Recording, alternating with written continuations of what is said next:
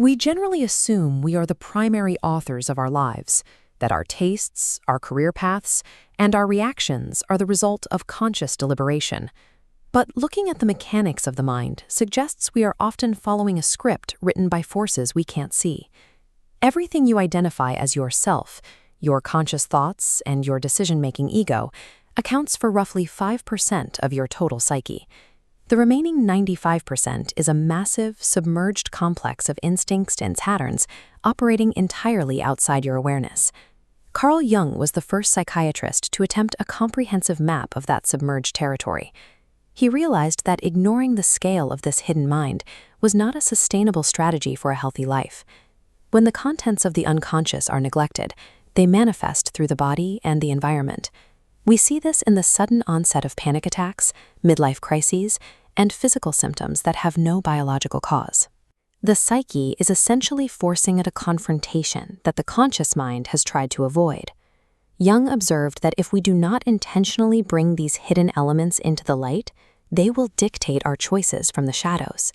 We will find ourselves repeating the same destructive patterns, helpless to stop them, and simply call it fate.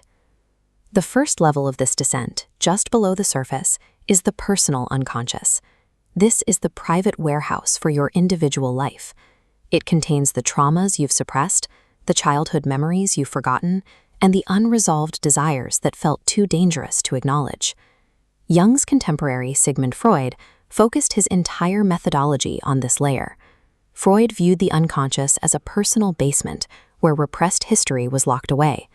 But Jung discovered that this personal repository of trauma is not the bottom. Through his research into mythology and cross-cultural dreams, he realized that our individual icebergs are connected to a much larger, darker medium. Looking only at personal history is like analyzing a single wave, ignoring the entire ocean. Jung called this deeper level the collective unconscious, a shared reservoir connecting every human being. The recurring patterns found in our dreams and universal fears are not unique to our lives.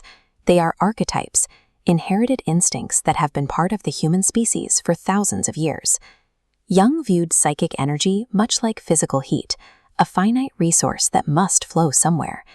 In the first half of life, we naturally direct all that energy outward to build our social identity, our careers, and our place in the world. But if we spend all our energy on this exterior mask and ignore our inner depth, the psyche eventually snaps back to restore balance. It forcibly pulls attention away from the surface world and drags us downward into the unconscious. This forced confrontation is often terrifying. Jung documented his own experience of this plunge through visions of drowning in swamps and witnessing rivers of blood. To the ego, it feels like a breakdown as we are forced to face the shadow, the parts of ourselves we find most repulsive. While this inward collapse is painful, Jung argued it is a structural necessity. It is the psyche's way of preventing us from becoming two-dimensional, forcing us to incorporate the vast reality of the ocean into our conscious life. At the very base of this psychological dive lies the self.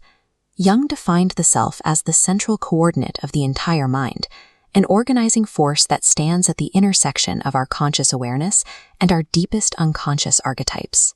The goal of Jungian psychology is to maintain the clarity of our individual awareness while remaining open to the currents of the collective deep. Success means navigating these inner forces without being dissolved by them. It is the transition from being a puppet of fate to becoming a conscious participant in the mind's total landscape. Jung called this process individuation. It is the difficult, deliberate act of integrating our hidden shadows and archetypal depths into our daily identity.